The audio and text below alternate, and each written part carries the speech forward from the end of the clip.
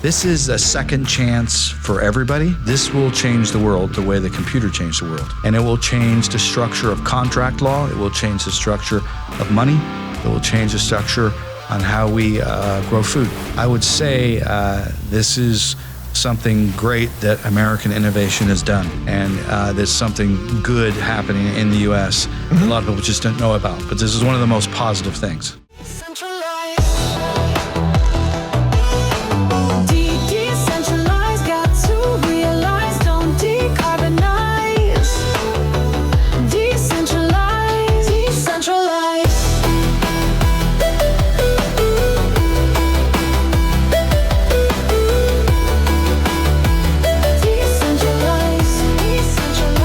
Welcome to Decentralized TV. Folks, I'm Mike Adams. I'm joined in studio today by James Martinez here, and we have Todd Pittner joining us remotely.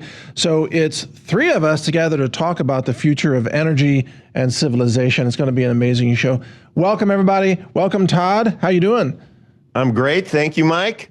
All good? Really excited about our guests. Yeah, I'm super excited. Yeah, did a lot of research, and man, just have so much content to go over. Crazy. This is not going to be a boring show, I guarantee you. So welcome, James. It's great to have you in studio. We've been talking for years. You've never seen this studio before, so again, welcome to the studio. Hope you enjoy it. Thanks. I'm really glad to be here. Thanks for having me, really. Awesome to have you here, James. So we've been talking for many years about low energy nuclear reactions, LENR. Used to be called cold fusion. Used to be mocked as impossible. Not any longer. Things have changed. And now we have a war in the Middle East with the Strait of Hormuz closed now for almost 12 weeks. It's going on that. And the world is about to suffer massively because of this chokehold on energy. And yet the solutions, at least one solution, is readily available because of the laws of physics and nature. And that's what you've been advocating for many years. Does that sound like about right where we could start? Perfect. So I wanted to tell you, and I came here, and I'm glad I came in studio because of my participation on this network changed things a lot. So last time I talked to you about the subject matter here, I've done hundreds, maybe thousands of interviews having to do with the subject matter since 1989. Yeah. For a specific reason, because of where we're arriving now. But so when we did that interview a long time ago, I don't know how long ago it was, over a year, things changed financially for the company. And because of that interview, I didn't know about it, I was told later, because of that interview, the entire company's financial status changed because of investment that came in from some very important people that have history in this country, in the financial world. So that investors then, for the first time, began to realize that this is real? Yes. Wow. So because of, I don't recall what I said that was so specific that made the bridge for people and they understood what was going on. But I guess it was the timing. And because of that, big investment capital came in because of that appearance. And that's what was needed to do the build out and the pilot programs. Oh, yeah. Yes. So after that, I don't know how long it was after, I got a phone call. And I was told it was because of this appearance that I did on your network that did that. Wow. So that is great. Now, what happened after that? That's really what's the amazing part, which is continued. And because of the acceleration of investment capital, the ideas and the vision is now coming down the home stretch to a point now where the conversations that I've had a long time ago to prepare for what's going to happen when this thing comes out. It's more about the effects rather than the science. Right. It will change the entire dynamic of geopolitics and finance and debt and liquidity, everything. Absolutely. So this is decentralized TV, which is what I'm all about. I know, that's perfect. I've spoken about it for a long time, and I've discussed the media ecological effects of what this is going to do, not just socio-politically and economically, but cognitively, because for the past really 10 years, I get into situations where I have to deal with money people all the time, and investors and other scientists. And that's when everybody loses their minds. That's when they lose their minds. Yeah. But I've had to learn how to weave through that and get them to suspend their ideas of what they heard or what they know, and just imagine what a situation would be if you have a device like this that would heat your home or be a small power station or something like that, what the effects would be to our behavior, how we deal with each other in business, competition in business, cost in business, all these other things, and just have a discussion about what that could be, just hypothetically, before it even comes out. But can we back up for a second? Sure. And Todd, I know you're part of this show too. I'm not trying to ignore you, but I want James to give us some background, to bring our audience up to speed on a couple of things. So number one, you're not an owner of this company that you're talking about. No. You're not an employee of this. Not an employee. I've what do you call been yourself? a spokesperson for the industry and the company for a very long time. Okay, you're an advocate of this. I'm an advocate. I'm probably the most well-known advocate for it that's not a scientist. Right. I strictly go into effects of science. Yeah. And because of what this is and the change that it will induce to culture, I've done one thing which no technological groups generally do, because they just put out technology. They don't ask you about it. They don't tell you anything. They just put it out. Like I think we've seen that with the AI industry and the phones. They just steamroll the country with data centers, and they don't tell you anything. Yeah, then nobody called you when the iPhones were coming out and Right. said, this is what the effects are going to be. Right. That discussion never took place. Right. I'm always advocated that the conversations of effects should take place before the tech comes out. Clearly. In a very, very well thought out in different cultural positions, places, and getting into that conversation. Okay, but one more thing, and then I want to bring in Todd on this. But this technology, it's going to make lots of friends and a few enemies. Yep. Enemies that are very powerful. Yep. The oil industry, for example. Now, here's what's changed since we spoke last time. Yep. And one of these announcements just happened Monday of this week. The Chinese company Gotion just announced a brand new battery tech. I don't know, Todd, if you've seen this. Brand new battery technology based on sodium-ion batteries with an energy density of 261 watt-hours per kilogram, supporting 20,000 charge-discharge cycles, which is basically a lifetime. Okay? Now, combined with low-energy nuclear reactions, every person could buy an EV one time, and it could be recharged for life at ridiculously low cost. Yes. Like a fraction of what oil would cost, gasoline, diesel, or even a fraction of grid power. So we're talking about a radical transformation here of the world, even industry, even shipping, international shipping. You would have a ship it's powered by electricity, and you would have cold fusion devices on the ship just generating the power as it's sailing across the ocean. You don't need bunker fuel. Correct. Is all that correct? Yes.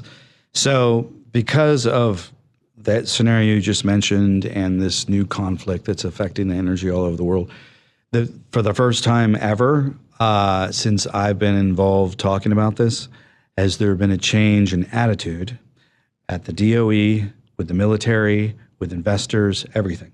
Now, when you mentioned oil companies, those people have already showed up at the door. Really? Yes. And I know I didn't get permission to say who their names are, but very wealthy, old money oil people. Well, they would be smart. Yeah. To do that. Well, the thing is everybody got in these conversations like, oh, this is going to come out and the oil industry is over. No, it's going to take a long time. That's true. It's piece by piece. Most people that are in that position today, by the time they're old or done or not even here, then you'll see the effects happening for their children perhaps. But if it came out tomorrow, it would not kill the stock market or anything like that. No, and it doesn't replace like nitrogen fertilizers from natural gas. It doesn't replace polyethylene from hydrocarbons. Yeah. There are many other uses of all of this. Yes. But before you continue, let me bring in Todd. Todd is being so polite. He's just listening. But Todd, give us your thoughts so far before we continue.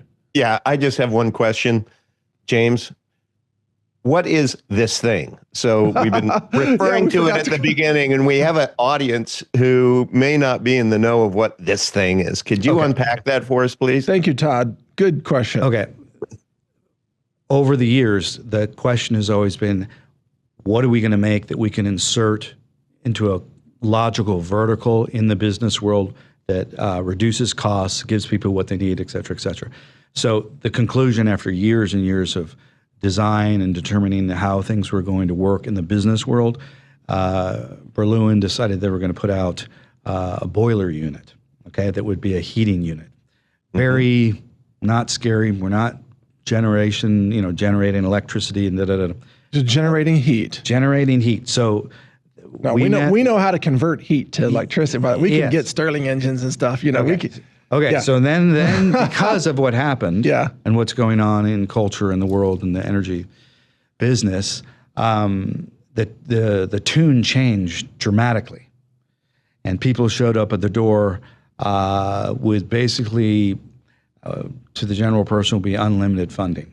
I mean, I've talked to people that are at the door with unlimited funding, and the whole conversation about what should be and how it should be and is completely changed for the first time that I've ever seen ever. Okay, but back to Todd's question though. Yeah. It'll be a boiler thing to heat water. Okay. That would be in the industrial space, but it could be for home use because investors and people want to see to it that you get one, not just big industry. Right. This is supposed to be for everybody. And everybody that's involved in the company, they know that, investors know that, as a practical use for us on the ground. Now, because of all the stuff that's happened, generating electricity, everybody was told, don't say that ever, because then we're going to get into trouble because of the electricity. That's not true either now. Really? I mean, because there's not enough electricity in our country for the data centers and for the residents and for the EV. Yeah, exactly. So this must have changed everything. Changed everything because previously we and people in the LENR space weren't allowed to talk about and were discouraged from even generating electricity. No, let's do heat. We'll go out and be nice and quiet about it and get out into society and everybody will leave us alone. And then all of a sudden, because of this, a need for more electricity, big money shows up and says, well, we don't need the heater thing. You can do that too, but we want electricity. We want it now. Yeah, they want it for the data centers, I would imagine. Yeah. All sorts of things. But yes, the answer is yes. So we still have to create heat to do that. Right. Now, the engineering and all of the schematics that it takes to do that, people have got to understand for companies like this or any new innovation like this, when investors come in, people have budgets and they think perceptually between this position and they don't go outside of it. Right. There are limitations of money, limitations of what we can do practically. We've got to show our investors that we're advancing. So they've always been on a very short budgetary situation. That's different now. Okay. That's totally different. And the people that are coming to the door are saying, we want electricity and we're willing to cut this amounts. And there are a lot, hundreds of millions. I've already been in those conversations with people, and it's not out of reach at all. In fact, those conversations are happening now for the first time. But let me interrupt. I mean, we still have to answer Todd's question, but I think the best answer is if this LENR tech produces heat and boils water. Yeah. You said a boiler. That's great. I heat my house with a boiler, but I burn wood to do it. Yep. Then of course we can create steam. And there are lots of steam turbines that are very mature. We know how to convert steam because the expansion factor of steam is like 400 to 1 or something versus the water. I don't remember the exact number. So then you can drive a steam turbine and guess what? Boom, now you have a generator. Mm-hmm. Now, you do copper coils, whatever. You've got AC current going and then you can just pipe that into whatever you need. Yeah. So is that where this is going? Steam turbines, or is it some other conversion mechanism? There's one of the best minds in conversion and all that is a gentleman that's just been put, I think he's the executive chairman now. His name is Greg Knight. He's just come on the scene. There was a big press release that went out about a week ago announcing that. I didn't see that one. I'll get that to you. And they're configuring all of that now. I mean, things change when you're given free will to, okay, now we can open up and actually really do what we want. That wasn't there before. So that changes the plans dramatically, because I've had to go in and sort of determine and ask from everybody, the financial people, the engineers, and the CEO, where are we going now? Are we still going down the boiler thing, or are we going to design something completely, totally different? So that's where it's at as far as I know it today. That's what's going on. That was never happening before. And all of that occurred because of this broadcast. No kidding. Yes. Hey, Todd, we're having an impact. Yes. What do you know? Yeah. Forget me for being forgetful, but I'm rewinding and I'm like, wait a minute. We interviewed James. It's like episode 2 or something, wasn't it? Yeah.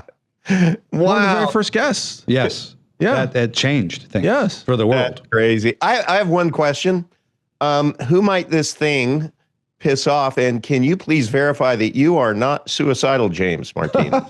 No, not at all. Quite the opposite, actually. I think what was the other question? Who might this Who's going to piss piss off? off? I don't think it's going to piss off anybody now. Really? Beautiful. No, because That's good to hear. The people, Things have changed. The big money and the deciders, a lot of them aren't going to be alive to see the effects of it anyway, even if they say, yeah, let's all do it now. They're all older people. They're at the peak of their careers. They want to do the right thing now. Wow. Most of them, everybody's involved with it, hands-on, are completely committed and spent a good portion of their life working on this. Yeah. Because if the public does their research on this, this was not embraced. Discovery, innovation, and trying new things, those type of people are not embraced at all. I've interviewed loads. You don't have to tell me this. I'm very much aware. Yeah, but I don't know if they know though. We have all these problems, and people say, "Well, I got this solution. I got this solution," and people don't even seem to realize that you don't hear about that. That's not encouraged. It's not. It's not encouraged. No. Hey, Mike, What's pushed is the status quo. Yeah, Todd. Can I make a suggestion? Please. After we post this interview on Decentralized TV, maybe go back to that original video and also place it right next to it, like just kind of as a combo, so people don't that's have a good to idea. search all the way back, because I would love to go back and watch that now after this discussion. Let's do that. And also, we will add a search function to the site so people can find, because we have so many episodes now. Yes. Todd and I have been doing this show 2.5 years or three years. Yeah. Yeah, it's been That's how long it's been since we spoke with you. By the way. Yeah. A long time. I wasn't sure for exactly. What was it? A year? Yeah. 2 years? It's been a while. Yeah. All right. So, but there's also technology that exists today that is, what are they called? Like thermoelectric couplers or whatever, that just directly convert heat to power. But those are very expensive for how much power they produce. And you have to buy a massive number of them. And so the upfront cost gets huge. So, steam turbines are very cheap, relatively speaking, but then they consume water. Yes. The water's, gone unless you recondense it, which is possible, but that's another layer. And then you also have the issue of steam building pressure. So if you have a clog in the system, shit explodes, which is not good for consumers, right? Right. So all of these, I would imagine, have to be like engineering questions. This is going to have to go through all the committees, the technical standards committees, which is one of those groups is called Insights. I know because I deal with another tech on those committees. And that includes all the safety, what the standards are going to be in that industry. This is a totally new area. Because I've talked to other people in other committees, and I said, well, how long does it take to do standardization for the U.S. and multiple other countries? So when manufacturing starts and coming out, what are these standards going to be? So that part of it, they haven't even got started with that part, because I know what's going on with it. they're still coming out with a product. It's now going to be accelerated a lot quicker. It's going to come out a lot quicker now. Well, that's good because I've been asking to buy one of these since we talked last time. No, remember, I already invited you many times to this location. I know, but I want to run a unit here. So make me customer number one. I'll pay for it. We would love to demo the thing right here on the show. It'd be amazing. Yeah. But talk to people about the fuel. So, the fuel, I mean, this is a mass to energy conversion process that's natural. It's part of physics. Yeah. But it's not hot fusion, obviously. No. This is the nuclear energy that's got no nuke in it, as my colleague says. Right. Because if it did, it would never have made it this far. Ever. But it's converting, is it heavy water or is it deuterium? Heavy water. Heavy water and into excess heat. Yes, through one catalyst rod, which is like the key to the whole thing. Right. And it's a very slow reaction. Yes. Now, the engineering marvel that I spoke about the last time was being able to switch it on, switch it off, turn it up and turn it down. Because if you can't do that, you have nothing. Of course. So we can't turn it off. That milestone was made a while ago. It was kept very secret. It's what basically allowed more investment to come in because it said, okay, now we can see that we have a chance here. So that was one of the big milestones that happened. But the other technical milestone, there's also a multiplier effect of the input energy. And I believe that ratio last time we spoke was like 2.7 or something. Yeah. Yes. Now, here's the other critical thing that needs to happen. When you're going to be mass producing anything, you're going to have rods that are reproducible and perfectly work each time. Those rods are very mysterious. It's the whole thing. The structure, the fissures, the alloys, and there's all kinds of exotic elements. So there was it was difficult to manufacture them in a quick way. Oh, I'm sure. That's all being done in-house in their own environment now. And they're using AI as a way to accelerate mimicking the amount of heat that's coming out per rod. And then obviously when they get that down, which I think they have now, they'll bundle the rods. And then once they're bundled, then they'll be put into bigger units. But right now, one of the things that's happening is they bought a heating unit. I don't think I should mention the name of the company. They bought a heating unit and they were donated a heating unit, the one that would be in your house. And they're doing the retrofit of the tech to go into, kind of fasten into the existing heating unit. And that would be tucked into the heating unit so that when somebody buys it, it would already be in the unit itself. So they're doing all the logistics of putting the two technologies together. They have, when I went to the big opening that they had, it was this kind of open house for all the shareholders and everybody was there. And it's a huge facility now. And there's a lot of people involved now. And it's exciting to see because this is pure hard work, U.S. innovation. A lot of people have sacrificed to get it to this position. And it's something to be proud of for this country. There are good things that are happening. And these guys have always wanted to make sure that people know that, because the thing is this is the big part, which I always want to bring, because I know it's going to come out. I want the people that are making this or making these decisions to be doing it for the right reasons. I'm not interested in putting this tech into weapons. And those discussions have already been going on. It's not even very good for weapons, by the way. It's just I don't think too slow. Yeah. But wasn't it Winston Churchill who said that the Americans always do the right thing after first trying every other alternative? It sounds like this story, because there were a lot of wasted years of no investors and it's very difficult, very, very difficult. I've talked to thousands since 1989 to present, and it's talking today about it is a lot easier than it used to be. Yeah. Because now they can do their own research and filter through everything and see what's exactly going on. But getting somebody to go from into a non-scarcity consciousness is you have to make an effort to get somebody even to see that way, because they don't realize what this is going to do. This will legitimize cryptocurrencies and other things that are already, because those people came to me many years ago. I mean, because of the proof of work aspect, it'll generate energy. Yes. That can be used for that. Oh. Okay, but and Todd, I'd love your input on this.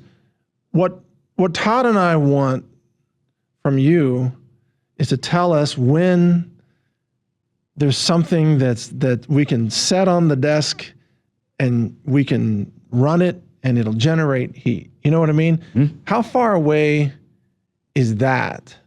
Okay, the idea. They had a big meeting at the Google headquarters or on their grounds a couple of years ago, and they had a unit running there.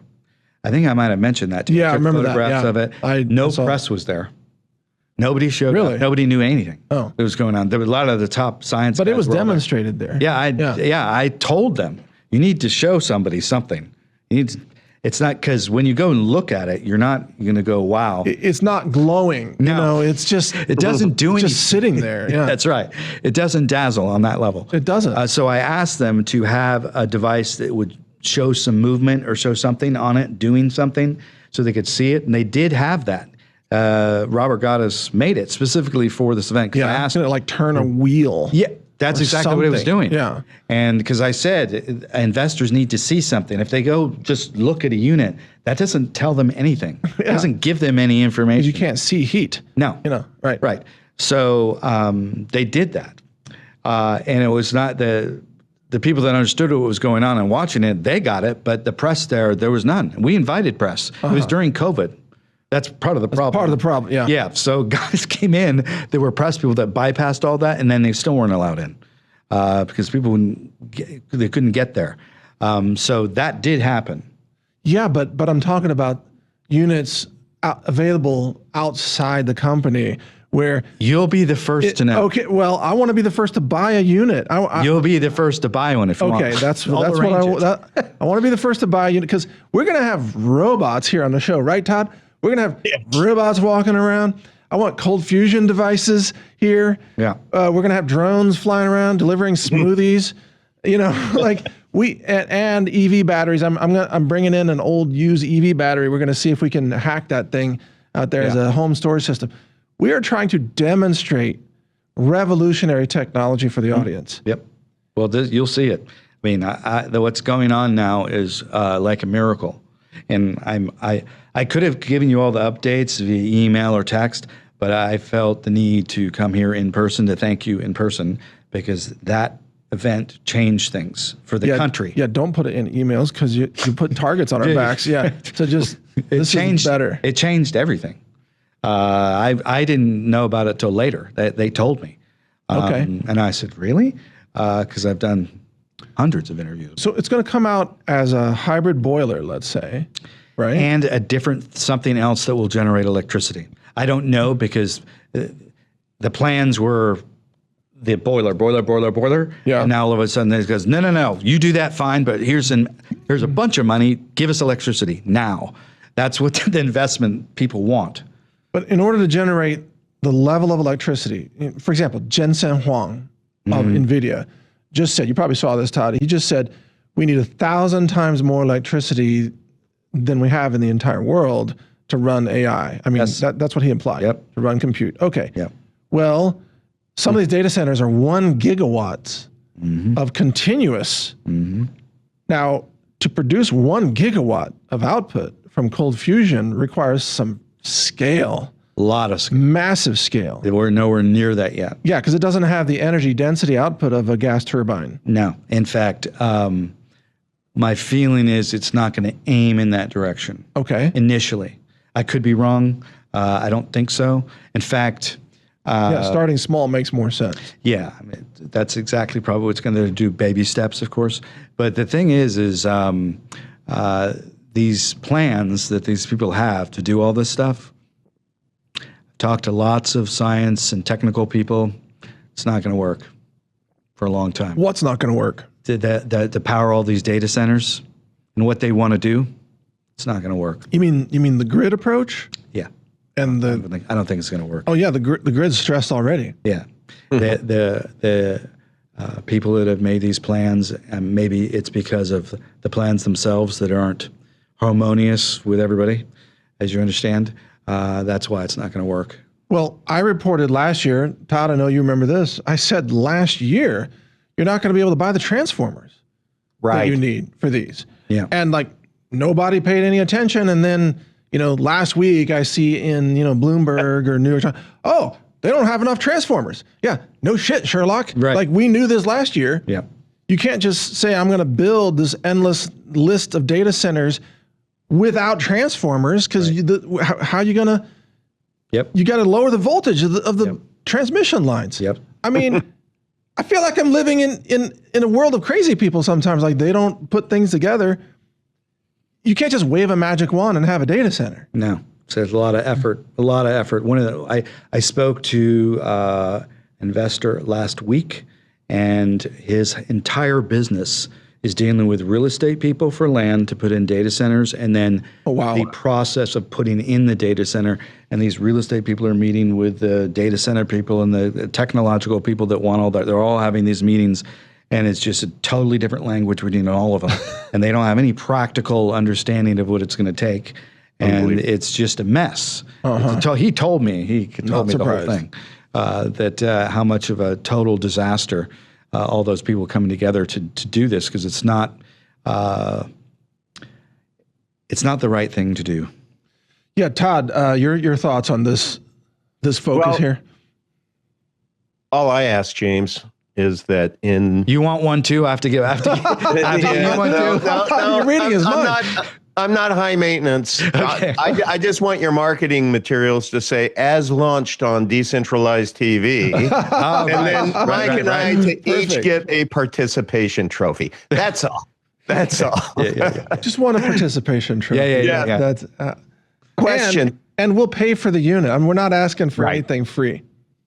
Exactly. But Todd, don't you think that right now with this extreme demand for power and the war in the Middle East that has, it's a stranglehold on the world's energy infrastructure. 100%. And if there's never been a better time to look at alternatives. No. And James, if scalable decentralized energy became real, how dramatically would that disrupt centralized power structures, do you think? Very little at the beginning. Very little. I think that has been highly exaggerated. Really? About that suddenly if this were to come out, it's just going to collapse everything. That's not going to happen at all. I don't see collapse, but just kind of, I thought like a reconfiguration. Yeah, it'll be a reconfiguration, but it's a necessary reconfiguration, and it should have been this way a long time ago. And the discussions about the reconfiguration, I know when they started and who started them, the quote, energy conversation. If people ever want to get real research about the energy conversation, about what we've been talking about specifically, that started a long time ago in DC. There's a book written called The Energy Conversation by Nora Maccabee, and you can get it on Amazon. And those are the people that came to me when they knew I was talking about LENR and took me to DC and took me into DITRA and took me to meet everybody that was doing that type of thing. And then they told me the real background of people that have been trying to bring in tech like this and others to pull back the curtain, because I know we got everything. I know what we've got, and all that stuff should be coming out. And that's just the way it should be. But there should be some preparation, obviously, and discussions about how that would be done by everybody, not just political people, because they're useless to me. Well, James, this is a national security issue as far as I'm concerned. Yes. LENR should be priority number one. Trump is prioritizing military budgets, yes, data centers, bringing in investors from the Arab nations or wherever to build plants. Okay, he's prioritizing a lot of things. This should be number one as far as I'm concerned, because if you aren't energy independent in a way that, even the military equipment is going electric. Yeah. You because of battery technology breakthroughs, you're going to have eventually you're going to have electric tanks. I'm not joking. Yeah. You're going to have electric military aircraft. Yes. Not joking. Yep. This is coming. Yep. This technology is what could sit on a military base and recharge all the batteries for all the equipment and keep Correct. everything going remotely. Yes. That's been discussed many times. And now there's a whole industry of small modular reactors, SMRs. I think, like Raytheon and Lockheed Martin, I think they've got like SMRs, but that's stalled because there's still nuclear rods that have to be installed on site that some, terrorists could come steal and make a dirty bomb out of. And that's not the case with LENR. No, there's none of that danger involved. Right. At all. It's not uranium rods in it. No. People can look at that website and they're very open about what it is, how it works, and what they're actually doing. They've never hidden at all. In fact, they've made it a point to be very public about what they're doing and how they're doing it. And they have been tested so many times. It's like they're past all that now. Yeah, of course. Of course. But you know how Trump is obsessed with obtaining the uranium material from Iran right now because that material is so dangerous. Yeah. But this LENR doesn't use anything from that world of fission nuclear energy creation. That is not what this is. No, not at all. There's no nuke in the nuclear reaction at all. Right. So it is safe. That's key. And also that because of the suppression of all these technologies, because, America and our government did not help on this. Why? Of course they didn't. But most people don't realize that they think that our government would be, they'd have a vested interest in new technologies and new things to do things better. But that's just not true. Right. Not true at all. We know that. I was incredibly disappointed at the very beginning that so many people went out of their way to destroy people's careers and shove everything down and not even allow the discussion to even happen. I was there witnessing it, and I was going what? No, but that's been the history of science. Yes. Crushing the outside opinions. Yes, very much. Crushing innovation. Yeah. We should be living in the future by now. Yeah. Yeah. So much has been suppressed. The real interesting things are gonna come about when you have a working unit, and I got a spot for it right here. Yes, we have a working unit on your desk, next to your desk, and what is the amount that you should be paying? Well, that could be calculated as a discount from the benefit, right? Sure. So we know kilowatt hours, how much those cost. So if the unit is, I imagine the company would end up leasing units to people for something like 1/3 of the power cost that they typically currently pay. Yeah, and now these conversations weren't just theoretical. Now they're actually happening. We need to get ready for this. How about a nickel per kilowatt hour? How about that? Yeah, something. A nickel. A nickel. Yeah. That makes your electricity costs cheaper than China's electricity costs. Yes. Right? Yeah. So if I can pay a nickel per kilowatt hour, and if we can do that at scale nationwide, then we can be competitive in the AI space. We can be competitive in compute because of the electricity requirement at the data centers. Now we can compete with China. Yes. But this energy technology is the critical underpinning of that. Yeah, and it's this technology specifically, when it does come out, it will trigger all the others to come out, because this one has been the most open in front of everybody for such a long time. And when I originally met with people in DC, I said, the people that are doing this, they're making an alliance with nature. They're working with nature now. Right. We're doing a partnership with nature. I see that too. And that's the most important part, because all the lecturing that we've heard from the World Economic Forum and all these other people saying, you're doing this, and we got too many people, and you're in their way, and da-da-da-da-da. And we're polluting everything. Well, really? Okay. Well, then why don't you endorse these things and put money into them? Right. You've had all this stuff the entire time. Of course. I mean, you know this, and a lot of people know this. So the lecturing, I got tired of listening to the lecturing by all these guys. I don't know how you endured it. Yeah, what they're talking about, because people have missed the point. I mean, I think today people are much more aware now, finally, of all the hidden side of stuff that's going on. So that gives us a chance. There's another point here, and Todd, please chime in. Feel free to interrupt whenever, but Sure.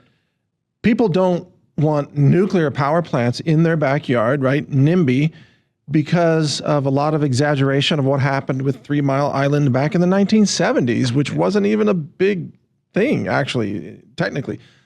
And also nuclear power plants take 15 years to build, typically. Cost a lot more. From Westinghouse, and they have massive cost overruns, and it takes 5 years to get the permits, et cetera, et cetera. Trump says we're going to build nuclear power plants. Great. In the year 2040, maybe one of them will start working. Yeah, but maybe some of us will still be around by then. Yeah, right. Yeah. But by that time, the whole AI race is done and over. We already lost it. So your tech, well, I mean, I don't, the tech you're talking about, I understand involves hundreds of people and scientists and engineers. Yeah. This is something that you want in your garage, you want in your neighborhood, you want in your school, in your hospital, your military base, everywhere, because it's safe, it's distributed, you can handle it. It's not going to irradiate you, you know? You don't have to have a uranium rod special truck roll in with men in suits, alien suits, and none of that stuff. You can just have it in your shed. Yes. This is the possibilities now are going to be endless in terms of what can be accomplished now. Finally, because this is one of the good things about all this bad stuff that's happening on the side, war and all this. It forces new ideas, new things to come to the surface, new solutions to things, and new changes in perception. That are necessary now. So this is one of the big ones that now is going to be, this baby is going to be born. Now, Todd has solar panels on his house, and those were blown off by one of the storms there in Florida, right? They weren't blown off. They actually, the roof, the shingles, everything but the panels blew off. Oh, okay. But Todd, you have a food forest, so you're already into food independence. You're already, gold and silver, you understand off-grid money. What would it mean to you to have off-grid power generation for your home? It would be amazing. I'm just trying to envision where it would go in my home and what would it replace? Would it replace my water heater? Where Yes. would you envision it going? Yes. Okay. That too. Yeah, that's what it would do. And it's not, it's about as high as that globe right there, the size of it, because I saw the model of it and the retrofit that would go in there. So it would fit. It's not going to be some gigantic, it'll fit on the the It'll fit right in front of you. But it would produce hot water and then also electricity as a byproduct. Yeah, and how that will be done, I don't know now because the whole thing's changed. So you would have a battery storage system, Todd, and this thing would produce, let's say, just say 1 kilowatt. Okay, if it produced 1 kilowatt just 24/7, but of course you might use more than that during your waking hours, with your hair dryer or whatever, right? But it would run all night and it would recharge those batteries. So it doesn't have to produce peak power. It only has to produce steady power. Yeah, that's right. Combined with Steady batteries. State, yes. Yeah, exactly. I have a marketing suggestion.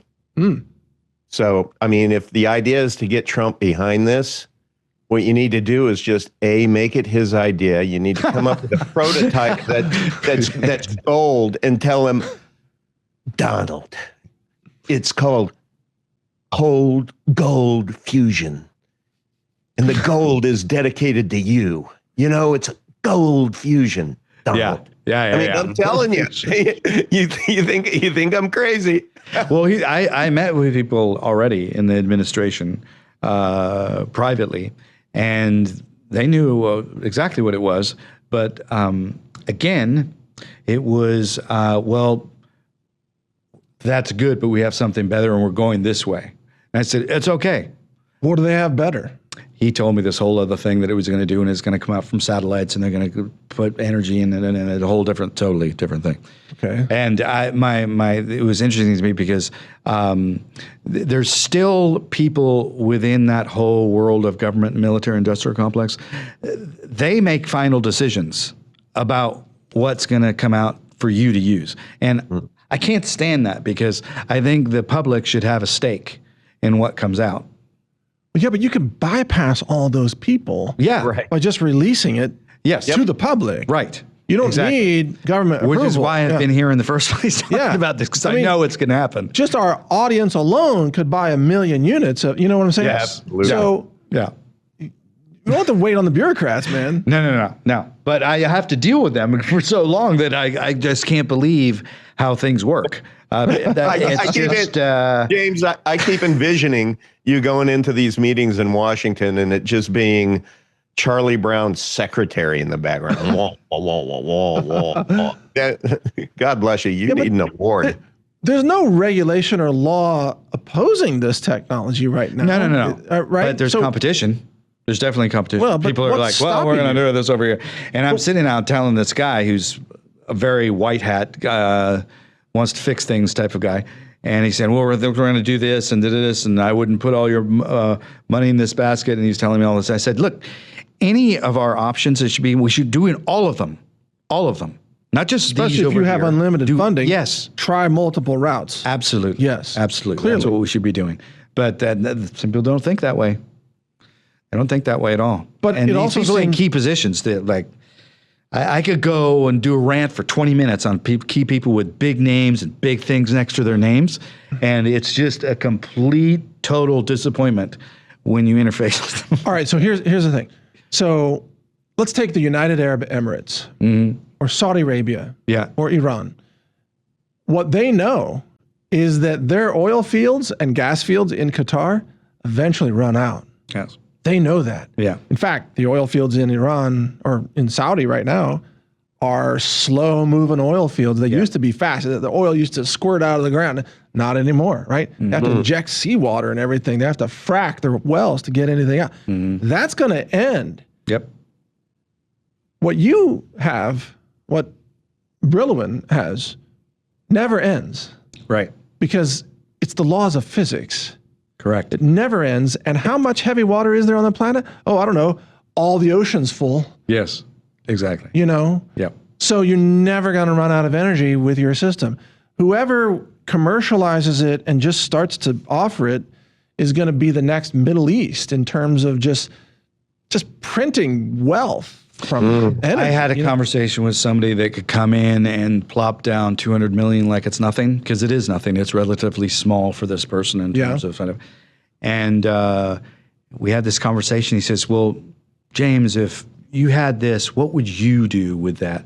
How would you, what do you need? And what would be if you had unlimited, what would you do? Because when you're at that position, it's not about the money anymore. It's not about the tech, but it is about the people that are making it and then utilizing it when it comes out. And those are the people that I'm interested in talking to, that have their head on straight and have thought this thing through. Because once you do have this and you're going to put it out, there's going to be major changes in attitude and cognitive thinking, because now you're not in this scarcity thing anymore. Mm-hmm. And now that changes a lot, because if you're not in a scarcity consciousness, conflict, that's not True. You don't need that You don't need to anymore. fight over the oil in the Middle East. Thank you. Yeah. Thank you. Thank you. Also, exactly. if I were Brillouin, I would sell to the state of Texas a water desalination plant that runs on LENR, right? Yes. Desalination, right? You stick them on all the coastline, freaking everywhere around the world. You are psychic. I'm psychic. Yeah, because you not only have you pivoted this whole thing for everybody, but big Texas money is already at the door for real big Texas money. They should be. And people have flown out, and that whole conversation is going on right now. Okay. So if you can produce energy at very low cost, then everything becomes abundant. You leave the scarcity economy, like you just said. Now you can have fresh water from desalination. Yes. Now you can have farming, unlimited farming. Thank you. Yes. Right? Yep. Unlimited transportation. The GDP of every nation throughout history is almost a perfect match, a correlation match with energy production. Yes. Right? So if you double or you 10x your energy, your GDP goes 10x. Yes. And then the government should be happy because they've got 10 times the tax revenue coming in. Yes. Right? Yes. So like everybody wins. gets to win, right? Yes. Exactly. Exactly, which is what I've been trying to tell people for a very long time. Hey, James, just ahead, to interrupt here. That last 60 seconds, Mike, is their infomercial. I'm sorry. Yeah. Should be. Yeah. Go ahead, Todd. So how much water will one of these take? I mean, is it a lot or a little? No, it's not a lot because I've seen the size of the unit, so it's not very much. But now, because of the situation, there's going to be a possible redo of the design and how they're going to do this. Because those discussions I've not been in the room for yet. You can recapture and recondense the steam. Once the steam blows through the turbine, then you can just you just recondense it and you can recapture like 80 to 90% of the water. Yeah. That is going to be a great engineering discussion. That ask me, I'm good at this stuff. Yeah. No, you're already involved. You're already involved. I can solve this problem. I can solve water condensation. Yeah. Well. Yeah. But to answer your question though, Todd, the amount of actual the consumption of water would be completely made up for by the fact that you could run like well pumps at a fraction of the cost and desalination plants. And don't forget, water condensation units that pull it out of the air, but need a lot of power. So you could just condense water out of the air to be in the system to convert to steam. So you don't even have to have a water input, technically. Okay. Yeah. I'm except maybe in the desert. Personally thinking about those of us live in these darned HOAs where they don't allow you to, dig a well. Well, in Florida, you have so much water in the air, you just power a water condenser, just going to pull water out of the air, and that's all the water you would need. Point. That's a really good point. Yeah. And because part of why I asked that question about the water is, with our interview with Hakeem, we talked about the water that is going to be needed by all of these data centers, and that ultimately it's going to impact our aquifers. And yes. And is water going to be something that is, the water wars? Yeah. But energy changes the whole thing. Energy solves the water wars if you have affordable, low-cost, clean energy. Yeah, and that's what this is. It solves the water problem globally. Yeah, you think that more countries I spoke to 4 governments in Africa about it. Yeah. Trying to get other investment capital from different areas, and they haven't quite figured it out yet. They don't even know. I just went to South Africa. I spoke to people there about it. France, I spoke to people about it. The Nordic countries, they're probably the first up. I said, as soon as you have it, we're buying.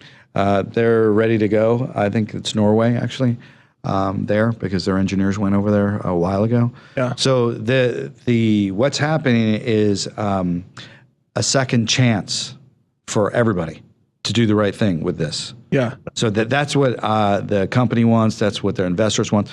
Now the final piece of investment,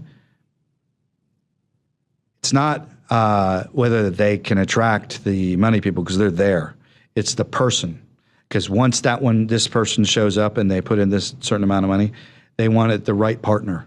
They really want the right people involved, because it's no longer a money issue. It's going to be the right people, because they're still filling out Series D, and then there may be even more going on as this thing accelerates. Can I vote for Bill Gates? I think he's he's got the right. Well, you know what he did? He went to UT. And he tried to buy all the patents for everything, all for himself. This was like years ago. Bill Gates did? Yeah, he went to Texas. Seriously? Yeah, this happened. I am psychic. Oh my God. Yeah, you are psychic. Yeah, you are psychic. It was that's UT, crazy. and I forgot the scientist's name. Really great guy. He came in and told me that Bill Gates wanted everything. And why wouldn't you? Said, Yeah. And they said, no, we're not going to give you everything.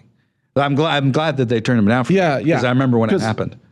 It is critical that the people that control this technology have pro-human ethics. That's critical. Yeah, they Yep. do. And- They do. They don't. I told them, because be engineers, don't get in the political thing, right? Just pull out the product and do it. And then out of the other part, and your PR team or how you deal with the public, they get separate people for that. And then, because that needs to be done early, Right. and to prepare people for what this is going to do.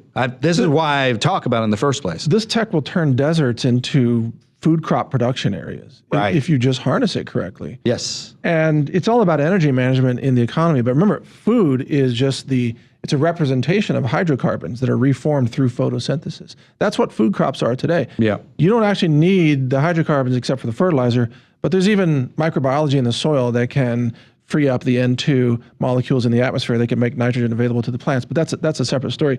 What you mentioned earlier, though, reminds me of you going around the world trying to convince them that this is such a big deal. It's like if the Wright brothers existed today and they're going around the world saying, we can build machines that can fly through the air.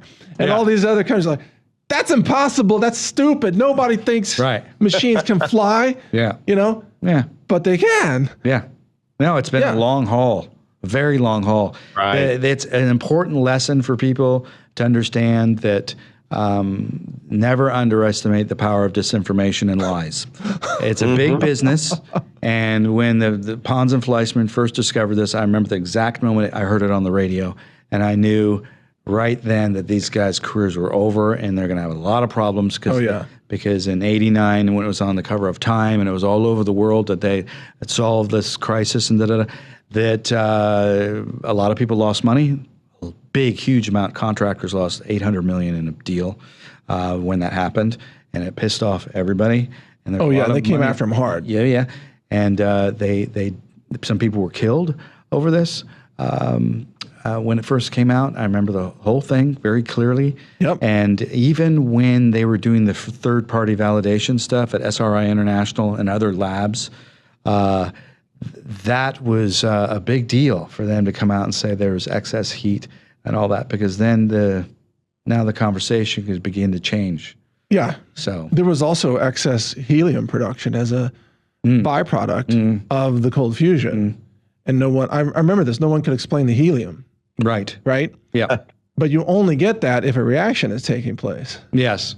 Yeah. So the physicists and the chemists, and this is something that spans both those departments. Yes. Right? It does. The chemists are trying to figure out, is this chemistry? No. And the physicists are like, well, it can't be physics because it would that go went boom. on for so many years. And I wish Mike McCubre, who was one of the pioneers in this, he passed away last year. He's on their website. He could have seen and been around for this big change that's happened now. Because for your house, when you have this in your house, now it's a different situation. I mean, there was one time I was.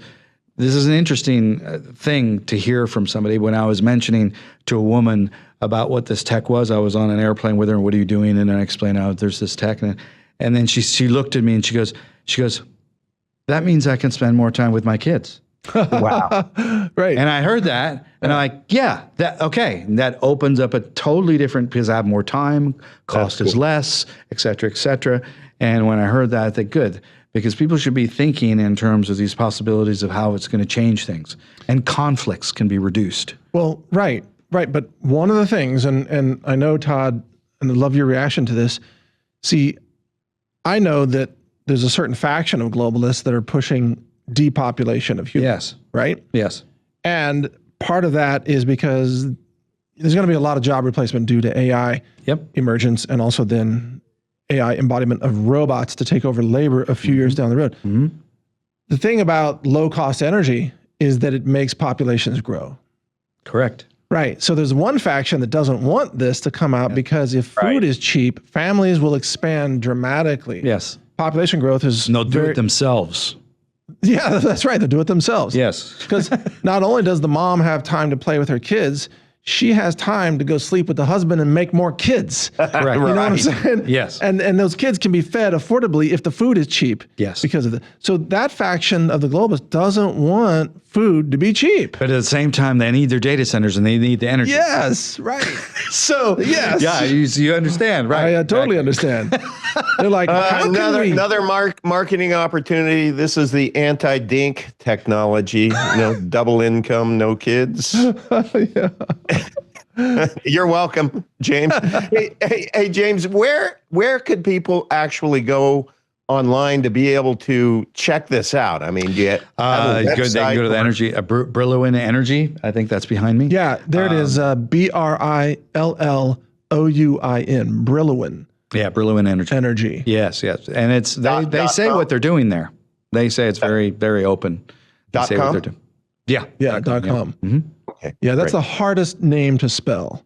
Yeah, everybody gets it wrong. Company, but, But yeah, they've been very open about what they're doing. Mm-hmm.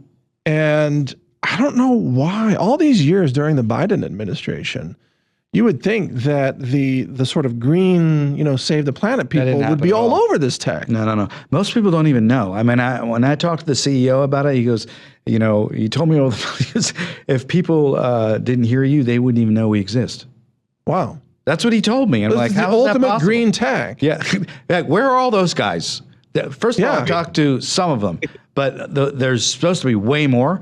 They didn't find me. They didn't approach these people. They didn't do that. That whole green tech movement, people, they're nowhere to be found. And do you remember how we met?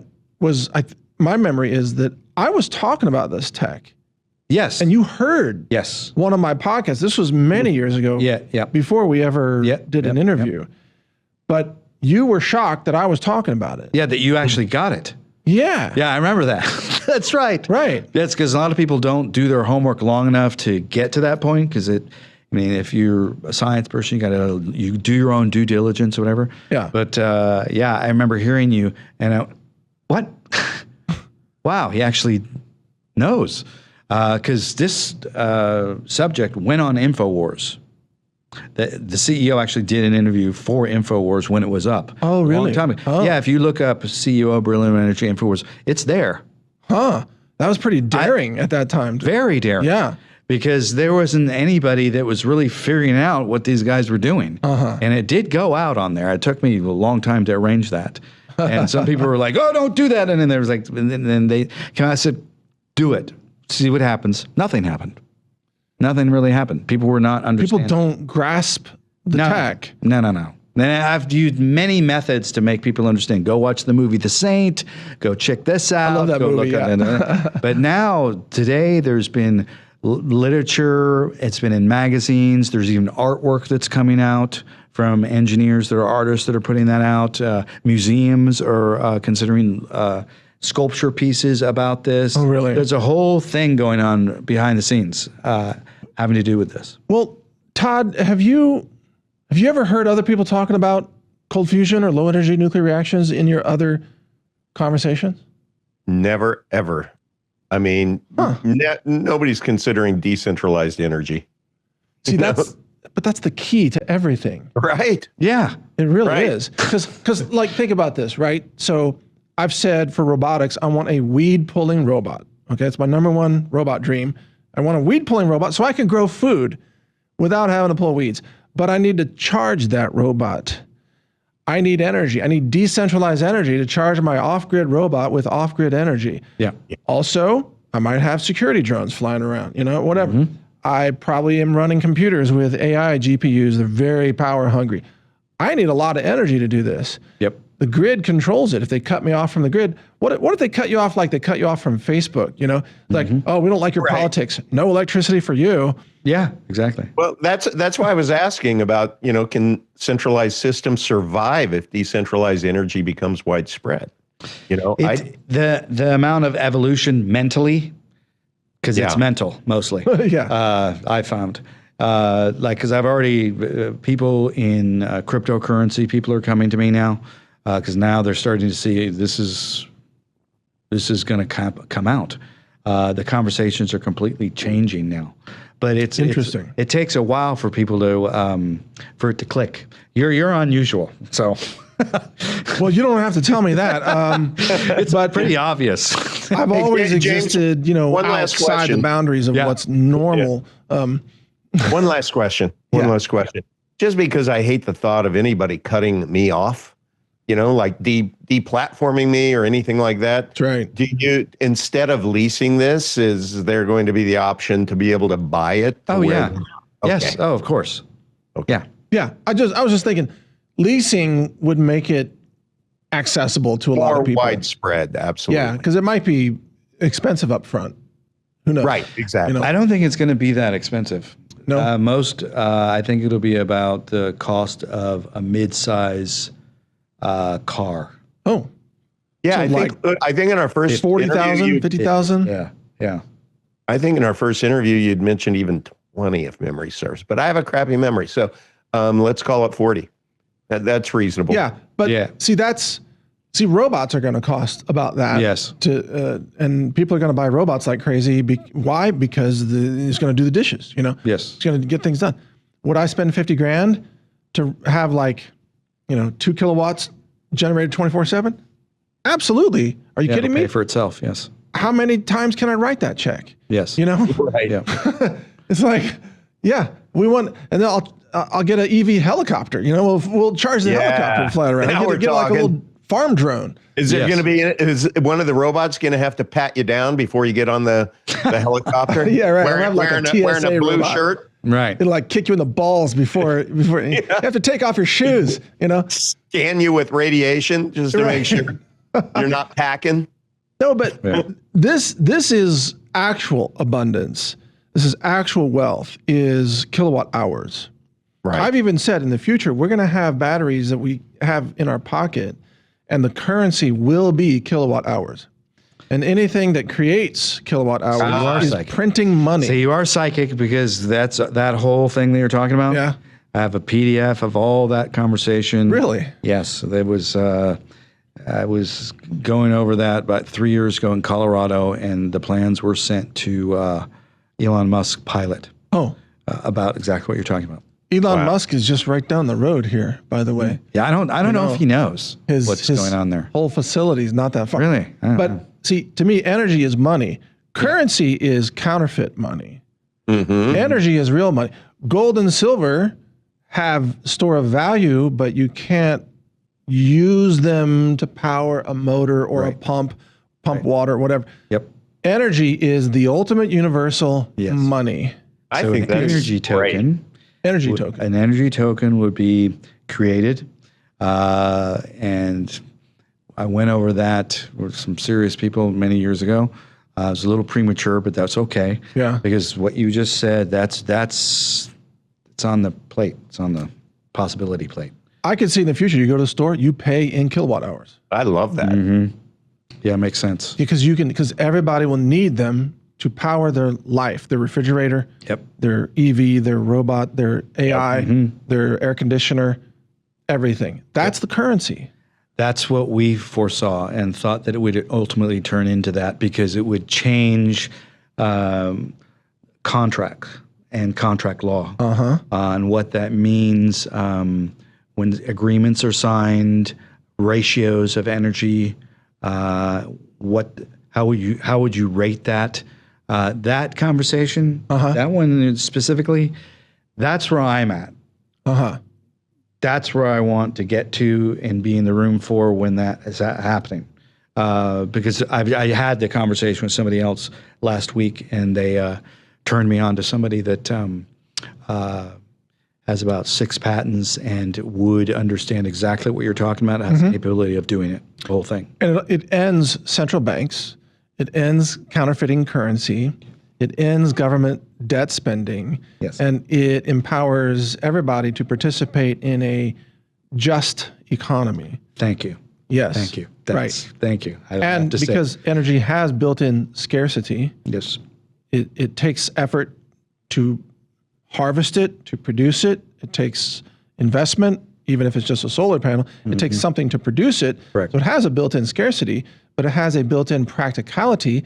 And when people use the kilowatt hours, they are destroying the currency that exists, which is a good thing because that reinforces the scarcity. Yep. So you're not going to end up with inflation because people are using the currency to power their freaking motors. That's it. I mean, it's the perfect financial ecosystem. Todd, does that make sense? I love it. It's just going to make those who are really into carbon credits sad, though, Mike. Yeah, exactly. Yeah. And this is what you just mentioned is where I wanted it to go, and why I got involved a long time ago, because I knew it would interrupt everything and create this new thing that you're talking about in the financial world, and it would take the grips off of everything and put us in a much smarter place where everybody can still win. Well, you know, like there's this company called Donut Lab that claims to have this solid state battery that is quite remarkable. I think it's 400 watt hours per kilogram of energy density.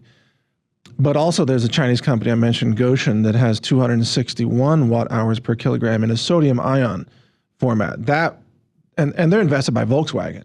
That's all legit. The Donut Lab, not everybody believes them. But I think this is just the beginning. You go 2 orders of magnitude more, you're going to end up with like 40,000 watt hours per kilogram. You know, probably within 10 years is my guess. So you can walk around with a battery in your pocket that can like drive your car 1,000 miles. Right. You know, Exactly. that's coming. And then Yes. if I roll up to one of your low energy nuclear reaction stations, I plug in my pocket There you go. kilowatt wallet, Yep. right? Protector. Right?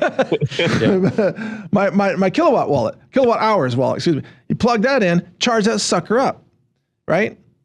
And that's currency. I mean, it's just it's No, that's self-evident. the way it should roll. Yeah. Now, that makes sense to you and I. Yeah. But when you go talk to economists and to actually organize all of that stuff from people that you think would understand it, no, that's not the case.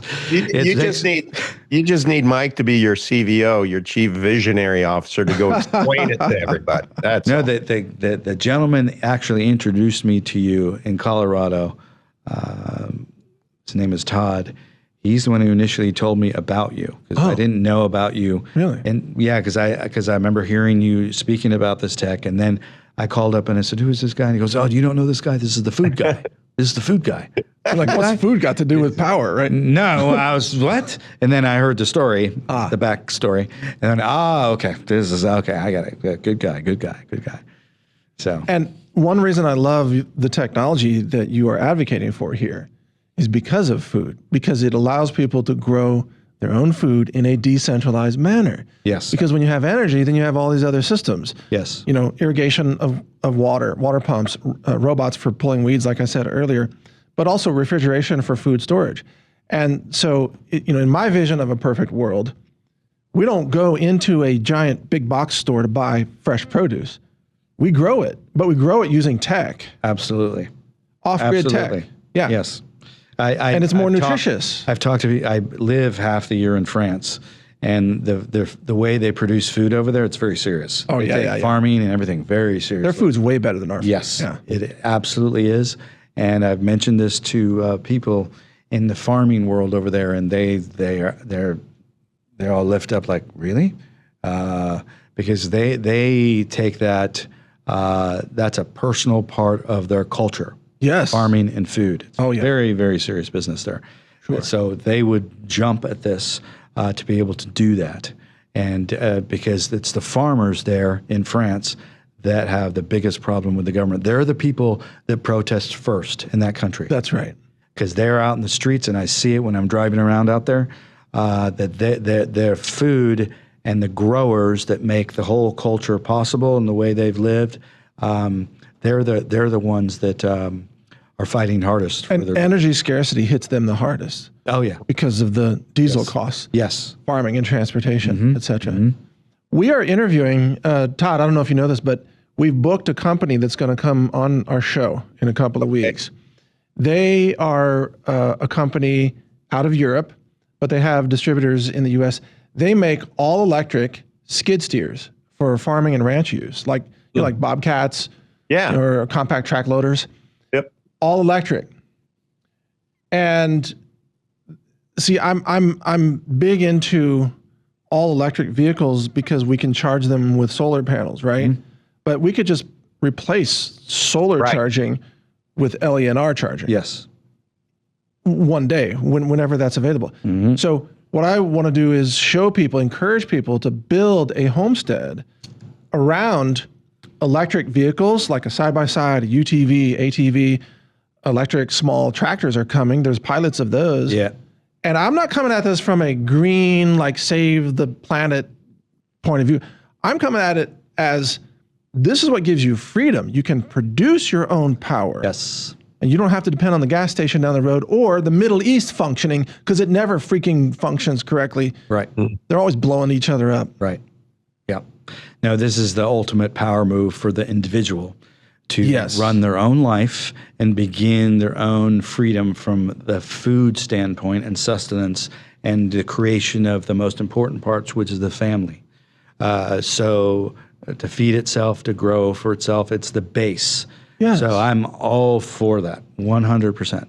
This tech can give humans our lives back Yes, it could. from Yep. the system that just pummels everybody 24/7 to barely get ahead. Right. Yeah, I see a new red hat in our future, Mike. What's that? Instead of, MAGA, Yeah. it's going to be MMBGA. Making babies great again. This is the technology to do that. Get your life back with LENR. You got it. Yeah. Gives you the time to reproduce. MMBGA, baby. Okay, well, that's definitely a valid angle. But look, I want to be respectful of your time, and we've probably gone over. I've lost track because I'm so excited to have you here and talk about this. But what do you want to leave our audience with on this discussion here? I would say if the most important part to me is the last serious investment is about to come through the door. And when it comes to the door, that will be it. And then everything, they're going to shut their doors, get to work, and then deliver a product. The next investment that comes in is going to kind of determine the course. Because there's people right now I know that 100, 200 million, that's fine. But they're going to do their due diligence like all big investment does. I think that more important than the money, because that's the easy part, is the people. The people.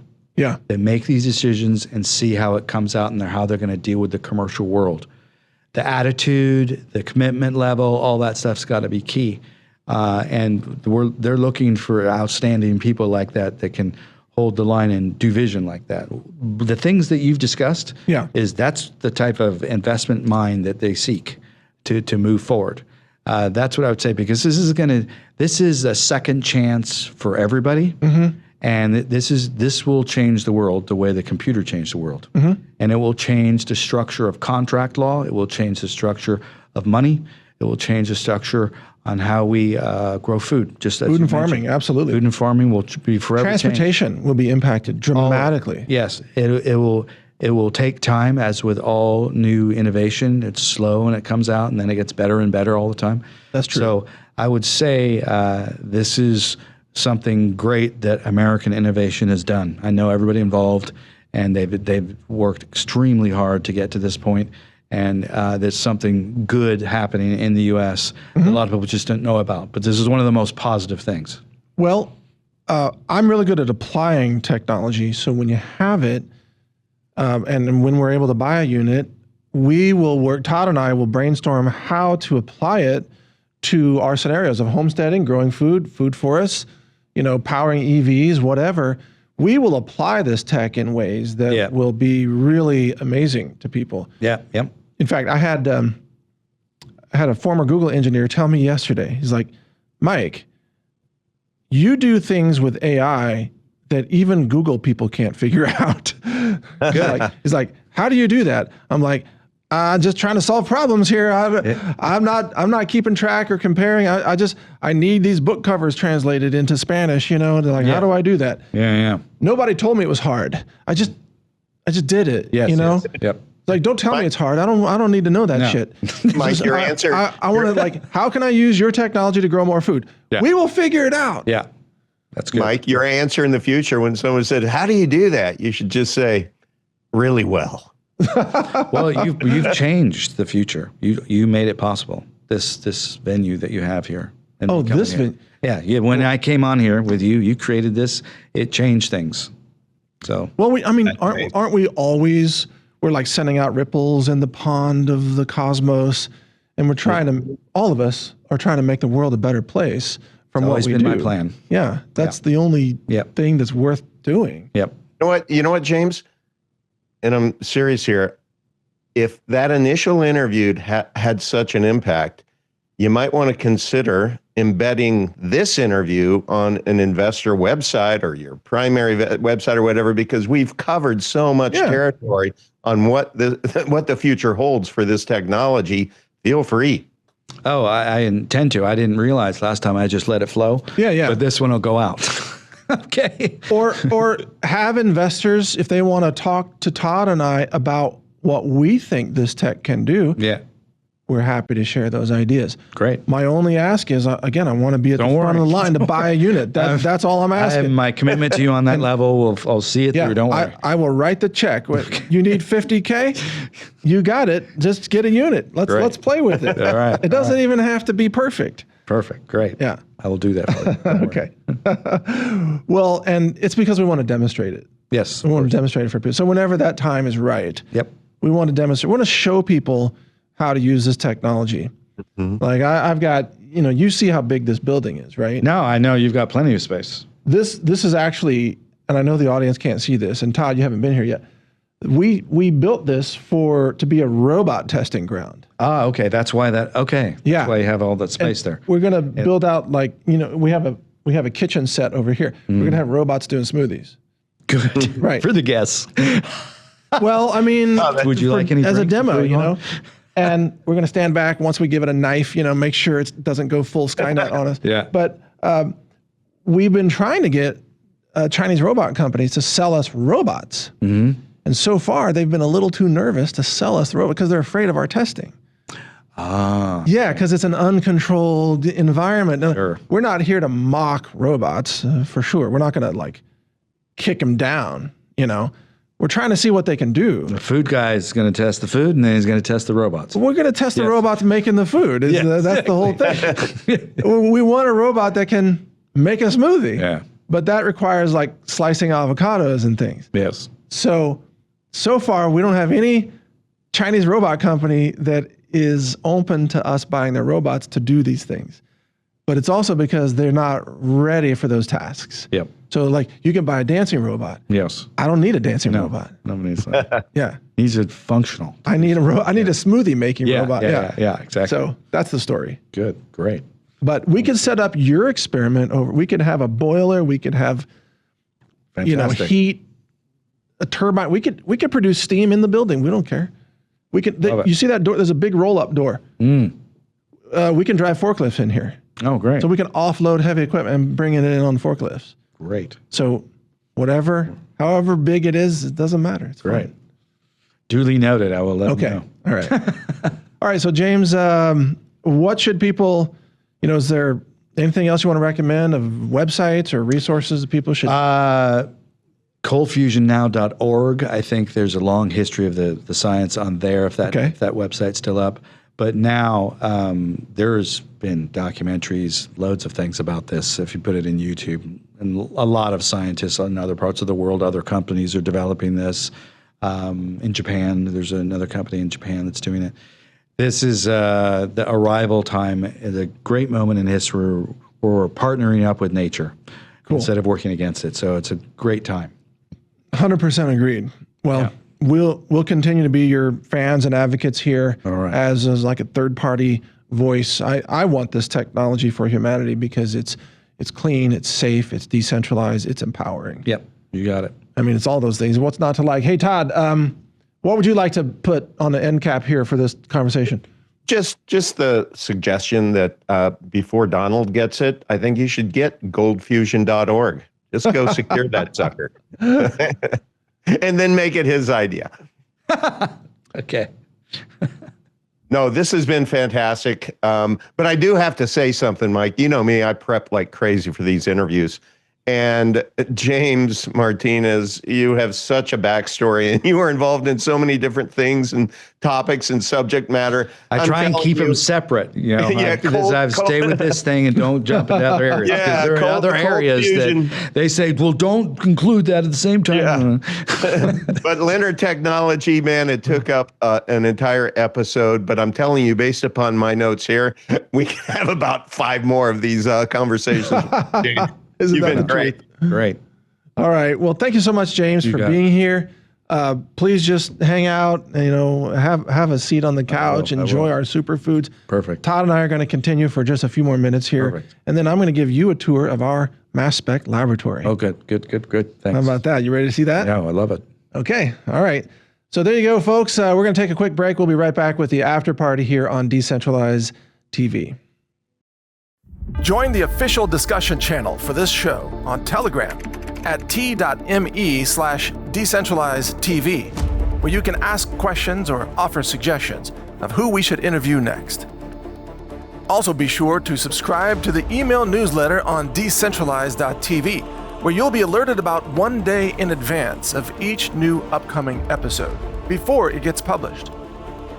On Decentralized.tv, you'll also find links to our video channels and social media channels across all platforms, including Brighteon, Rumble, BitChute, Twitter, Truth Social, and more. Check it all out at Decentralized.tv. All right, welcome back, folks, to the after party here. We're going to make this shorter than usual because our guest, James, he's here in person. I'm going to give him a tour of the lab that we have here, see if we can blow his mind with some of the mass spec equipment. But Todd, what do you think?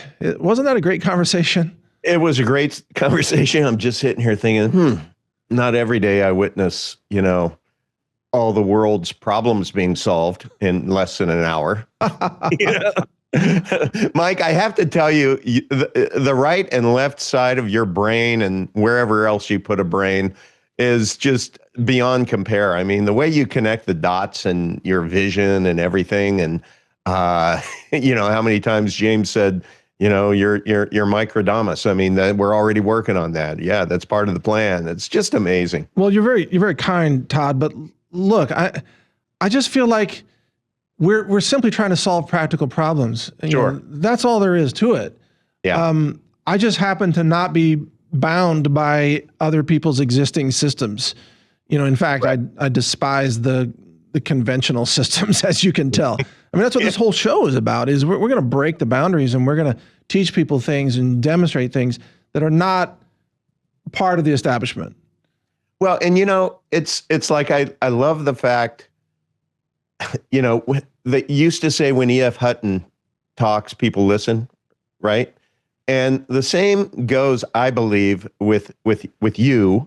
And I'm not trying to, go overboard on this, Mike, but I just want to let you know, today I got a delivery from Amazon of Pennzoil, 18 quarts. Oh, you got your motor oil. Yeah. Yes. And I got my 3 filters and everything. So now I am set up, Mike, for the next 3 oil changes because you see the future. And you know what? I have been sounding the alarm with the rest of my family to do the same. And it's what you and this show is all about. It's like we're trying to give people a peek into the future and allow them to be able to be a different kind of prepper than most people are used to, right? Yeah. This is just really prepping for abundance, not out of fear. I like that term, prepping for abundance. Yes. Yeah. Yes. And so I just hope people continue to listen. I think, based upon all of the consultations that I do on a weekly basis, I hear it on the front line about how this show is impacting people's lives for the better.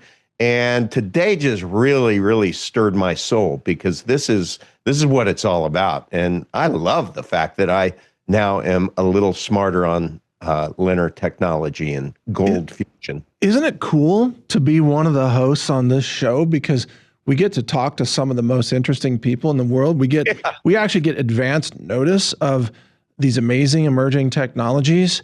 I mean, that alone is such a wonderful reason to be doing this show. And then we get to share it with everybody. Yeah. And you know, because I am not Mike Adams, I can't do this all off the top of my head. I actually have to do a lot of research prior, but I enjoy the heck out of that because I'm doing my research to prepare for the questions. I'm learning about these amazing people, you know, and that's why I was saying that James has so many buckets that we could explore, whether it's, you know, intelligence operations, MK Ultra. It's just, man, what a gift our guests are, Mike. Yes, absolutely. And I want to be clear here too. See, I did a podcast on how to bypass the Strait of Hormuz personally. Mm-hmm. We don't have to wait for Trump to solve a problem or for the UN to solve a problem or whoever. You know how you bypass the Strait of Hormuz right now? You buy a solar system and you build an off-grid system with breakthrough battery technology. Right. And again, I just covered this brand new sodium ion tech that's going to be available maybe late this year. Okay. And then as the technology becomes available, talk about LENR, we don't know the timeline. You know, even today, James can't tell us a timeline of when these units are going to come out. I had hoped they would come out 3 years ago, but, you know, they didn't. Yep. But we'll be ready when they do. That's right. So we'll just swap out the solar panels, not even swap them out. Or just maybe add power. Add in the LENR, you know? Yeah. Just have more energy. Yep. And we have to be prepared for abundance to arrive. And maybe that more energy translates into that walk around card that you're going to have to be able to ultimately pay for, you know, groceries. Yeah. And think about the fact that, you know, if you buy an EV, you drive an EV, and then you come home, you just plug it in at home. Right. It charges slowly, but it charges continuously. It charges all night. That's right. So if you're generating energy from a LENR device in whatever configuration that is, then you're fueling up for free, and you never have to go visit a gas station. Yeah, and I love the fact I can envision it in my garage because I know right where my water heater is. If it's just going to replace that, you know, guess what? That's pretty conveniently by my car. You know, right. If I had an EV, that would be just plug and play. And unlike solar, and I'm not down on solar. I mean, I'm an advocate of solar, but obviously solar only works when the sun is shining. Exactly. LENR works 24/7. 24/7. You know, as long as the laws of physics are functioning, LENR is working. So that means on rainy days, that means in the winter, that means, you know, nighttime, etc. All these other energy sources, yeah, they're great, but the wind turbines only work when the wind's blowing. Right. And they freeze up if it gets too cold. You know, solar panels can get destroyed by hail. Hydropower, you know, needs rainfall to fill the dams to have the hydropower. On and on and on, right? Nuclear power, you have to deal with dangerous uranium rods and, you know, the handling and then the burial of the byproduct. Every form of energy has a downside except LENR. There's no downside. Except goldfusion.org. That's not really a site anymore. Oh, you're funny. I'm just trying to be funny. So, but anyway, even if it takes 10 years for this to come out, in the meantime, you don't have to wait for permission. You don't have to wait to experience some abundance in your own life. You can start right now with a solar system. It can be small, just something that, you know, charge power tools with it or something. You know, just start small. Just absolutely prove that you can do it. Absolutely. It's not even very expensive at that scale. And then you can scale it up. You're right. Nope. It's great time to be alive, Mike. That's all I can say. Yeah, it is. And also, finally, one more comment. We don't have to be trapped in a world of depending on governments to solve our problems because they won't. They will not solve our problem. if your entire focus is, well, I'm going to vote for this guy next time around, he's going to solve our, no, he's not. They never do. That's not going to happen. Lock her up. Right. Right. You Just- need to it's focus all- on what you can do outside that system. That's right. To improve your life right now. Yep. End of story. End of story. And along those lines, Yes, sir. I can think of something that you have that you should probably mention that can help people, keep more of what they earn. So there's a couple of plugs here, folks, and we're going to wrap up the show. But Todd, go ahead with yours. You're effectively one of the sponsors of the show with this service. So go ahead and explain it. Yes. I invite people to go to my575e.com and learn about a strategy, an entity that will lawfully allow you to keep way more of what you earn, protect your assets, decrease your personal liability. And the people who might want to consider this are if you are an American tax-paying citizen. If you're a green card holder, that's cool too. If you're a W-2 earner, 1099 earner, if you operate an LLC, if you own property, if you trade in crypto, if you stack gold and silver and would like to protect your capital gains, you really want to learn about the unincorporated nonprofit association that we offer. If you have children, and you'd like to leave them with way more without death, taxes, and just all of that goes with it. I just invite you to go to the website, click Let's Go on the landing page, in your name and email address, and that'll give you access to the next level, which is just a 90-minute interview of the subject matter expert in the country, Dennis Gray. I interview him, and then there is a wonderful PDF that talks about the 32 positive attributes of operating this lawful entity. Mike, Todd, yes, go ahead. There's something else. There's on our website, books.brightlearn.ai, there is now a full-length audiobook about the 575E. That's awesome. And I just heard from a person who said they were going on a drive, they wanted to download an audiobook, and they popped that up, and that was the first book they saw. They downloaded, started listening. They're like, oh my God, how did I not know about this? The Exactly. audiobook taught them about this, and they were amazed. That's amazing. Yeah. That's so cool that even exists right now, Mike. Yeah. So thank you. Well, when Nelson Rockefeller coined the phrase own nothing, control everything, he was talking about entities like these, except this one, and it's very important that it's a California established unincorporated nonprofit association. That's why a lot of, people doing research on the UNAs and everything and their Lord and Savior ChatGPT or elsewhere, even Mike, your large language model doesn't quite get it all right, and so people tell me about that stuff. And I'm like, well, if you book a private consultation with me, which I make it very easy through the site, we can talk about your operating reality and I can let you know how these really work. Right? Because I have Dennis's 40 years of experience, my 7.5 years of experience. By the way, we've helped way over 600 people acquire these since we began talking about it on our show, Mike. And that has resulted in a private Telegram group of now 550 people.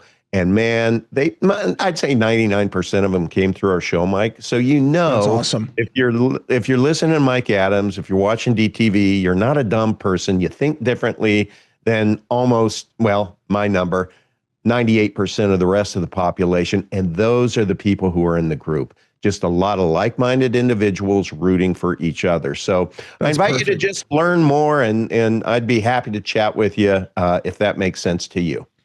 Okay, that's perfect. Very valuable information for all of you watching to check out if you haven't done it already.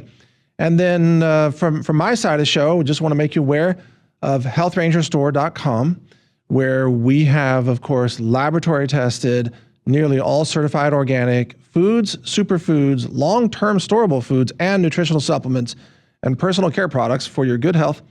Plus, we have a sponsor, satellite phone store, SAT123.com, that does have smaller scale solar generators right now, solar panels, battery storage systems to run off grid.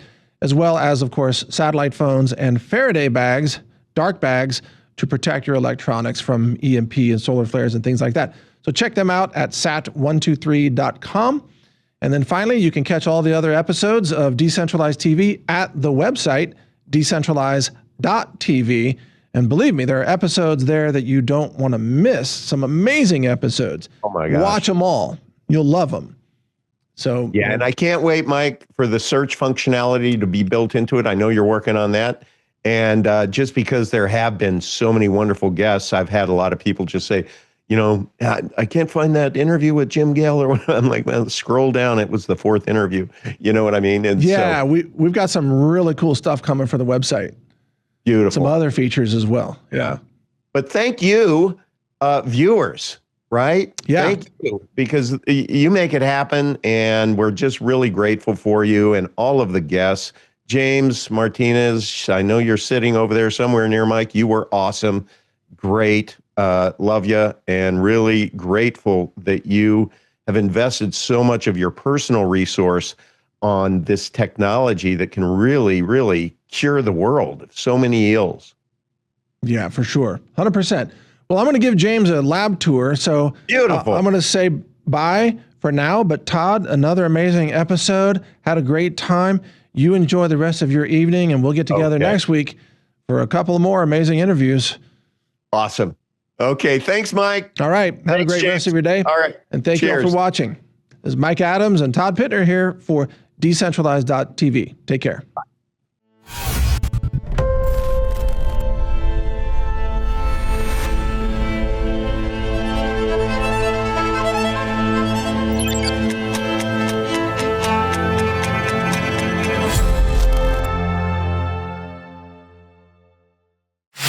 Stock up on the long-term storable Ranger Bucket Set.